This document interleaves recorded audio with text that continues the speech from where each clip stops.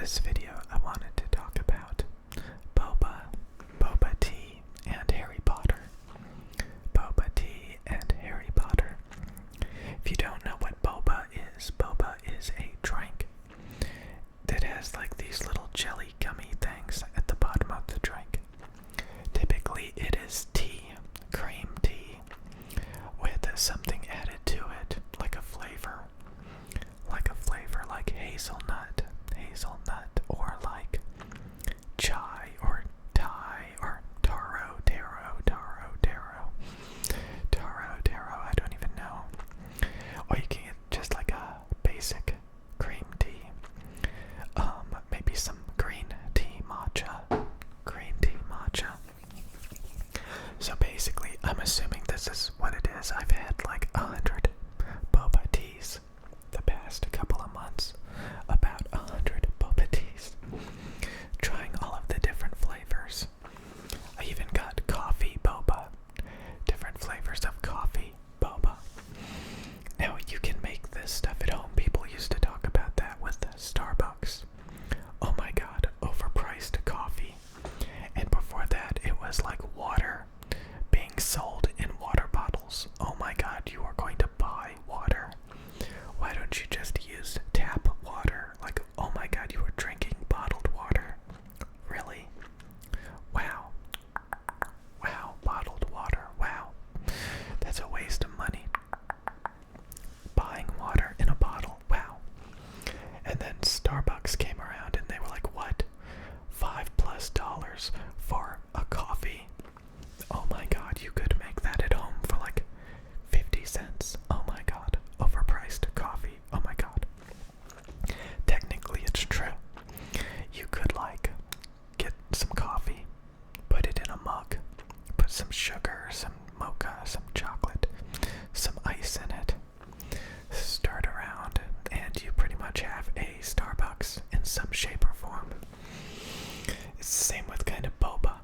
You could, get a green tea or black tea bag, make some basic tea, put some like milk or cream in it, and then put like something at the bottom, like bobas, or like strawberry preserve or something. I have no idea. And you pretty much have a boba. So it's like really basic. But you can get it professionally made for like $5 a pound. So over the past few months, I've tried all these different flavored bobas, and honestly, I don't think they're that bad for you. And then I started to get into smoothies that they also typically sell at boba drink facilities. So I was getting like chocolate smoothies, strawberry banana smoothies, and oh my god, those are really, really unhealthy. They make me feel sick. They make me feel bloated. They make me feel fat. Because the human body is not supposed to be eating that many processed carbs and sugar, like smoothies, like ice cream, all that stuff, like has way too many carbs and sugar. And I think boba and even some Starbucks, they're a bit healthier. I know, I used to get the caramel frappuccinos, mocha frappuccinos at Starbucks, or caramel or mocha frappes at McDonald's, and let me tell you, they're just as bad as smoothies. Way too many carbs, way too much sugar. And, I would blow up, I would gain a ton of weight, I would feel terrible after drinking it. It's kind of like when you have a bunch of energy drinks and the caffeine overloads you. Or if you get, like, energy drinks filled with sugar, it just makes you feel terrible. And if I do not work out and burn off those carbs, burn off that sugar, oh my god, I feel like terrible. I feel miserable. So I don't think a lot of people really focus on just how bad a lot of this stuff actually makes you feel. So again, I think there are healthier options, like you can get a green tea boba. You can even get bobas without cream. So they have like fruit bobas, like you can get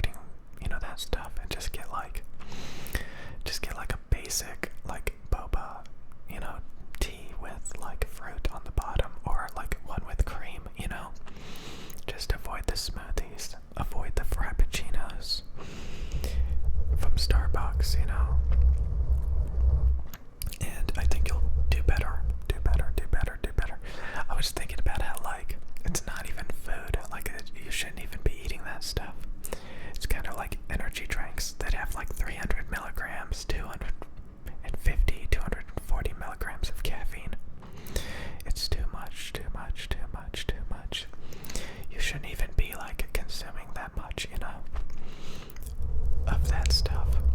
It's too much, too much, too much, too much, too much. But people always want to push it, push it, push it, push it to the edge, push it to the edge. Way, way too much. Way, way too much. So Bobas are really pretty good. They're pretty addicting.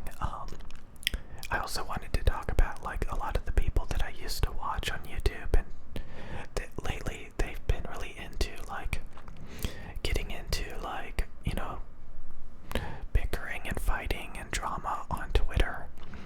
You know, people said like the new Harry Potter.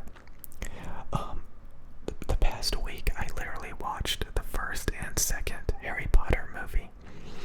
The first and second Harry Potter movie.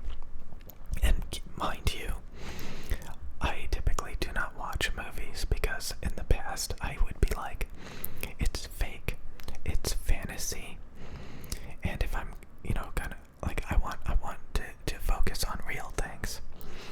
But I've always known that I missed out on single player games and, you know, movies and the stories. Like, I remember this Alice in Wonderland game for PC. Or like, you know, they came out with this new Harry Potter movie, Harry Potter video game. And since I watched the Harry Potter movies, my cat is snoring. Well, it's not snoring, but it's making noises. But anyway, since I watched the past two Harry Potter movies the past week, and they came out with this new Harry Potter video game, the video game resembled the movies very, very well. It was like I was watching the movie, but in video game form. And believe it or not, people actually read the Harry Potter books. The Harry Potter books, people actually read the books. Same with anime. Some people actually read the manga. And then they watch the anime, and they're like, the manga is better than the anime.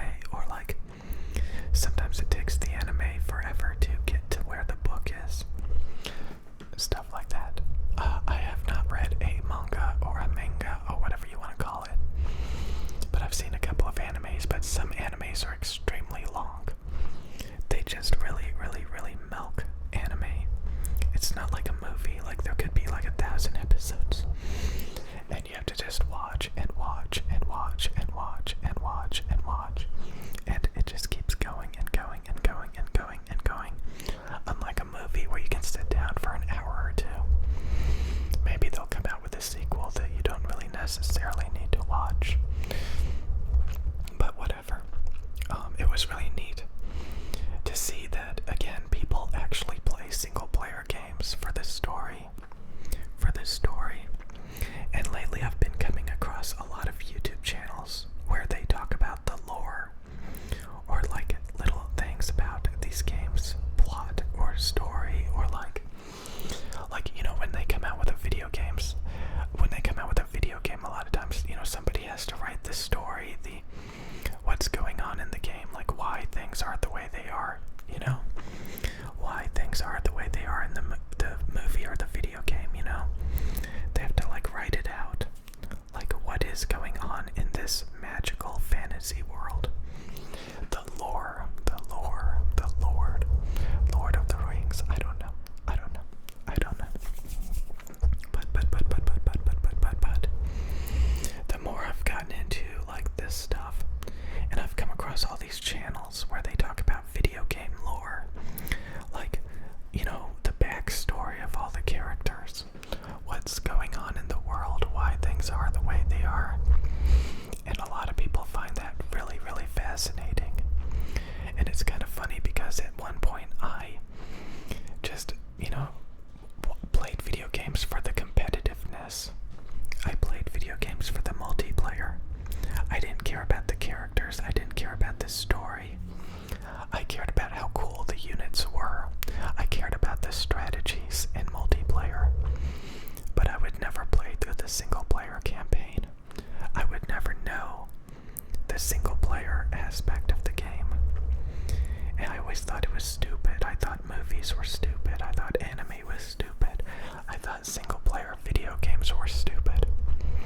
But in the back of my mind, I also knew that I was missing out on something. Missing out on something amazing. And to see, like, all of these people, like, hating on these single-player games or complaining about story and canon, like, this is not canon. This is not following the lore of the franchise, you know, the fan service. A lot of times, you know, companies will modify the sequels to video games to make them not like the predecessors, you know, and people will complain. People will complain. It's really interesting. And the more that I get into this stuff, the more that I get myself to focus on fantasy and stories. And again, like I said, a lot of the YouTubers that I used to watch, they actually play a lot of single player games, like playing the new Harry Potter that just came out, or, you know, fans of these single player games, or even YouTube channels dedicated to discussing the lore and the stories of these video games. Like, I never cared about that stuff, you know, I thought it was just all fake fantasy garbage. But I also had that problem with real life. Like, if I had to read a history book, like, I just didn't care, you know. But there's a lot about history and, you know, stories, and, you know, it bleeds into the real world. It bleeds in, like, even before video games and movies, there were books and legends and stories. It's very much in human nature to have all of this stuff, and it's pretty cool, pretty cool, pretty cool, pretty cool, pretty cool, pretty cool, pretty cool, pretty cool, pretty cool, pretty cool. So I kind of wanted to talk yet again about, you know, don't buy smoothies, don't buy frappuccinos, don't buy the most unhealthy thing on the menu. Don't buy the most unhealthy thing on the menu. Buy some of the healthier stuff, you know, the tea instead of the smoothies. Maybe drink a lot of water, you know, stuff like that, you know. Don't buy the most fattening food on the menu. Like, I've been ordering just about everything at McDonald's. I tried all of McDonald's food pretty much almost, and it turns out the spicy McChicken is really, really good, and you don't have to buy the more expensive chicken sandwiches. Like, you know, it's pretty neat. It's pretty neat to realize that some of the cheapest stuff has more reasonable amount of calories, and it's just as